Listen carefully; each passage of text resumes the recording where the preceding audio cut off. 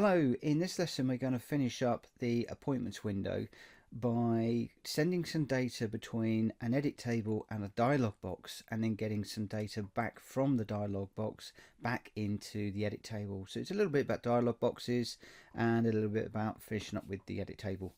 So I'm going to be back with all of that right after these few words.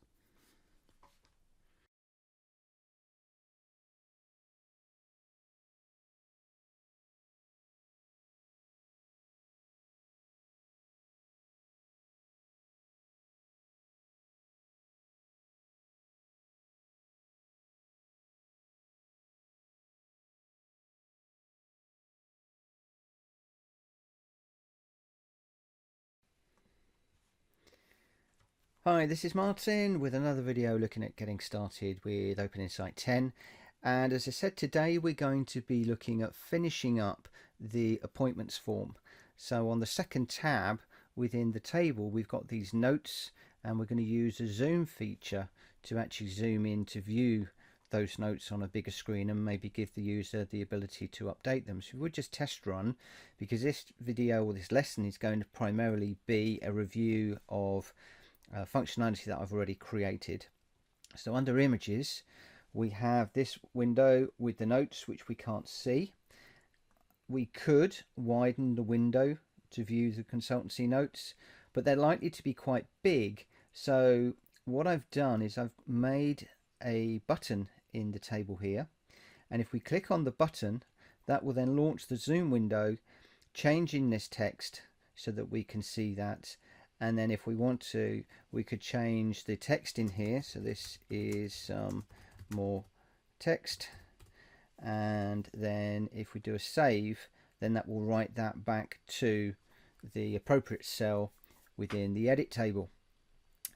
Now it would make sense, I guess, if this was a double click, and again we could have the button and a double click, but for the purposes of the lessons and to show the button within the edit table, I chose that route. In practice, I'd probably just go with a straight double click on the text. Okay, so how did we go about that? Well, the first thing that we need to do is to create our zoom form. The zoom form is very straightforward. It's a non-data-aware window, and I chose to put a simple panel onto the background. So it's just called simple panel 1, and I set the translucency to 50, and I set the background to white. I then just resized it, otherwise all the other properties are straight out of the box. Then at the top I added a static, which I called LBL header. I've just put the text zoom on there. It's placeholder text. When it gets displayed, it gets changed out. And I just set the font accordingly and the color accordingly, and then again just sized it. We then dropped on an edit box, which I called EBX_detail. Again, it was sized, and I just set the translucency to 50. Otherwise everything is all pretty much set. Just make sure you've got the vertical scroll bar on. If you want to have a fixed case, then you can. I just went with a normal mixed case for this. Otherwise everything is pretty much straight out of the box.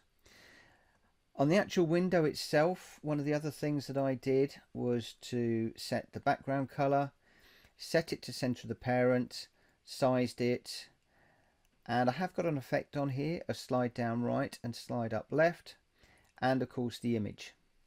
So that image there is offset using PaintShop Pro so that it displays quite nicely within the window area. Then we have two buttons down here. Now we'll look at those in a moment, because obviously we're going to be looking at events. So before I do that, let's just have a look at the window, because I do have an event on here. So we have a couple of events. We've got a create event, which is quite complex-ish. So it's 1, 2, 3, 4, 5, 6, 7, 8, 9 lines of code, not too much, and a return.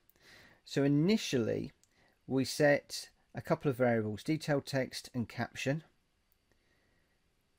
Then we build an array. Now the array will have the details for our edit box for the detail, so the consultation notes, And also in the array we're going to add in the detail that will pass for the header. Now this enables us to have one zoom window that we could then call from lots of different windows or programs, and we don't have to have lots of different zoom windows that we have to create. So it's all managed within the code. And then finally we do a set property only to pass those details across to the or to bring them into the window. Now you'll note here that I've used set property only. That's a new function within OpenInsight 10, which then doesn't do the initial get property. So if you're working with really large arrays, we're not here, so it's irrelevant. But if you're working with very, very large arrays of data, as many of you are with edit tables and all sorts of bits and pieces, then set property only will simply set the property. It won't do that initial get where it's got to do it millions and millions of times and take a long time. So this is yet another instance of a performance gain in OpenInsight 10. So when we're done, we can close out of there, and then we'll I think we had another event on there. So we've got the create event, and we've also got the write event. So on the write event, what I'm simply going to do is to disable the save button because we've already saved the record. So that's all fairly straightforward. So the save button is initially disabled. So we're going to enable that on the changed event for the edit box.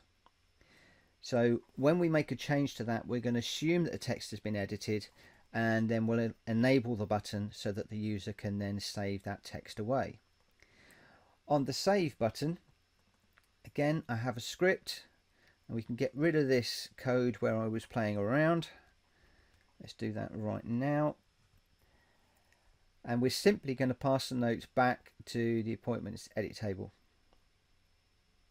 Very simple.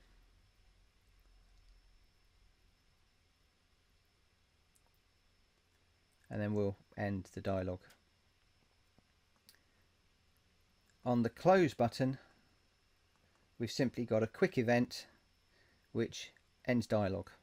Now you'll notice that before I used close window. We want to use end dialog here because very often you will be, when you're running with a dialog window, you will be sending some information back, or you've got some information in a label common, I think it is.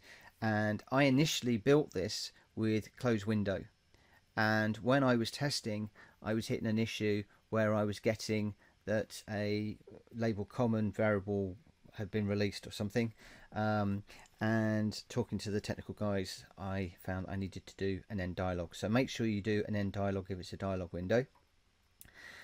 And the other thing I think in here that I might have done for the window, the frame size, sorry, the frame style, I actually set that to dialog, and that sort of makes it a bit modal. So you'll see when we run it. So if I just come back here and I will go record number 5, we'll bring up the detail. I now can't go back to anywhere in the application because we're modal on this particular window. So we need to close that window before we can then go back in to the system. Let's not save that. Okay, so if we're done with the zoom form, we can then do save and close. And then for the appointments form, very simply on the edit table, we need to look at the cell click event. Now this cell click event has been tidied up a little bit by Andrew, so it's different to the code that I had earlier because I was doing if column equals 4 and if column equals 3.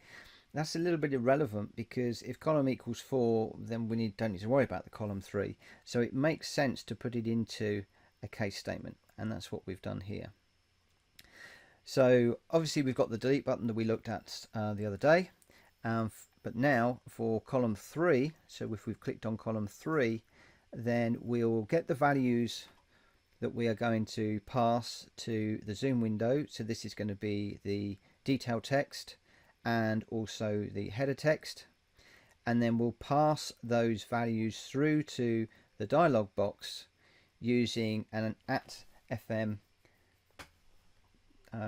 delimited, I think is the right word, value, so value 1 and value 2. That will then launch the dialog, and then when it comes back we will get the values of value return from dialog. So this will be our updated notes, and then we simply do a call set property only to update the particular cell. And then that is pretty much our form completed as far as that side of things is concerned. So I'm not quite sure what I'm going to do for the next video. There might be one or two other things. We do need to put some error codes in here where things are not going awry, where things are going awry, and write into the status line. And there might be one or two other little things to tidy up. But that's it for this lesson, and I'll see you on the next one coming very soon. Thanks so much. Bye bye.